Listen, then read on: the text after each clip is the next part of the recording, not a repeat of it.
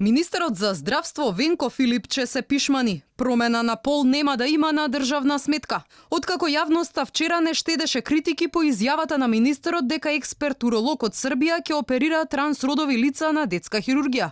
Тој денеска се правда. Не станувало збор за многу пациенти, туку за едно лице кое за ваква операција останало заглавено во лавиринтите. Многу реакции имаше во јавноста.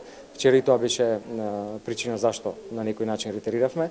Меѓутоа би сакал да појаснам не стануваше збор за какав број на пациенти. Стана збор за еден човек кој што со години талка низ лавиринтите, барајќи помош од повеќе специјалности, заради тоа што тоа е навистина комплексен проблем. Не е тоа работа која што може да се реши преку ден. А пред само 24 часа, во рамки на одбележувањето на неделата на гордоста, министерот пред ЛГБТ заедницата се пофали дека фондот ќе ги покривал трошоците за промена на полот кои чинат околу 15.000 евра. Да, станал збор за трансджендер хирургија, станал збор за многу еминентен хирург од Србија, кој што и до сега работеше, меѓутоа пациентите плаќа приватно.